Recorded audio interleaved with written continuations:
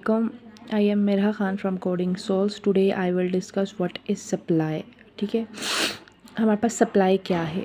तो डेफिनेशन है सबसे पहले हमारे पास supply refer to quantity of a commodity that a firm is willing and able to offer for sale at a given price during a given period of time.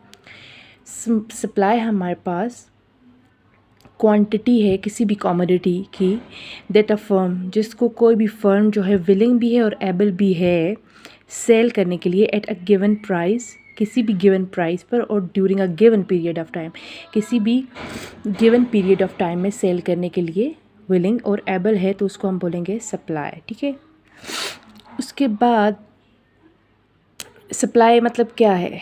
जैसे कोई भी firm है, जैसे फर्म ए, वो 50 यूनिट्स किसी भी चीज़ की cell करना चाहती है, वो विलिंग है, लेकिन उसके पास 30 यूनिट्स अवेलेबल है, तो वो एबिलिटी उसकी क्या है 30 यूनिट्स, तो वो 30 यूनिट्स सेल करेगी.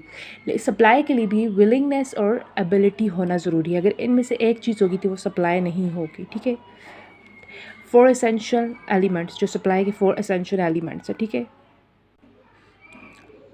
Quantity of a commodity. ठीक है, जो क्वांटिटी प्रोड्यूसर सेल करना चाहता है, क्वांटिटी उसकी, उस कमोडिटी की क्वांटिटी क्या है, willingness to sell, price of the commodity और period of time. Period of time for example within a week अगर वो कोई चीज़ सेल करना चाहता है, अगर उसके पास कोई जैसा वो क्लॉथ सेल करना चाहता है विद इन वीक, तो उसकी गिवन प्राइस वो देखेगा क्या प्राइस है और फिर वो उसको सेल कर देगा. ठीक है, प्राइस देखना भी ज़रूरी है. Meaning of supply. अब मीनिंग ऑफ सप्लाई हमारे पास क्या आ जाता है, डिमांड फोरकास्टिंग. अब एक प्रोड्यूसर है, वो विलिंग हो गए कोई चीज़ भी सेल करने के लिए. डिमांड फोरकास्टिंग में ये होगा, उस फर्म का कोई भी एम्प्लॉय वो जाएगा मार्केट में, देखेगा कि इस चीज़ की डिमांड ज़्यादा है, लोग किस चीज़ की डिमांड ज़्यादा कर रहे हैं, क्या गुड चाहिए. ठीक है, उसको वहाँ से वो पता चलेगा, वो आएगा प्रोड्यूसर को बोलेगा. ठीक है, देन एलोकेशन एंड रिप्लेनिशमेंट. फिर जो प्रोड्यूसर होगा वो फैक्टर्स ऑफ प्रोडक्शन को काम पे लगा लेगा. फैक्टर्स ऑफ प्रोडक्शन हमारे पास लैंड, लेबर, कैपिटल, एंटरप्रेन्योरशिप है. ठीक है, उनको काम पे लगा देगा, वो चीज़ प्रोड्यूस होगी. सप्लाई चेन ऑप्टिमाइजेशन, ये हमारे पास है, क्या चीज़ प्रोड्यूस होगी, जो चीज़ जो गुड वो प्रोड्यूस करना चाहेगा वो करेगा. फिर उसके बाद उसकी ट्रांसपोर्टेशन होगी, फिर वो चीज़ मार्केट. उसके बाद हमारे पास आ जाएगा असॉर्टमेंट्स एंड स्पेस प्लानिंग. तो अब कोई भी एम्प्लॉय अगर फर्म में जाके देखते हैं कि इस चीज़ की डिमांड ज़्यादा है, अगर वो देख रहे कि मार्केट में वो 10 यूनिट्स चाहिए. ठीक है, कोई भी चीज़ है वो 10 यूनिट्स चाहिए, तो लेकिन प्रोड्यूसर वो 10 यूनिट्स तो प्रोड्यूस नहीं करेगा ना, वो 10 से ज़्यादा प्रोड्यूस करेगा.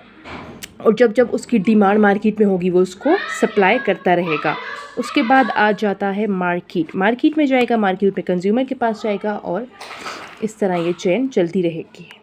सप्लाई हमारे पास इंडिविजुअल सप्लाई भी हो सकती है और मार्केट सप्लाई.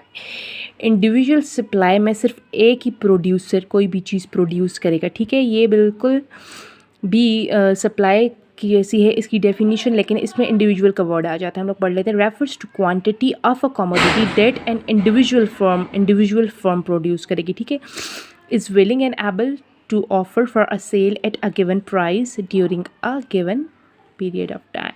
इसमें एक ही फर्म होगी, वही चीज़ प्रोड्यूस करेगी, वही सेल करेगी, उसको बोलेंगे हम लोग इंडिविजुअल सप्लाई.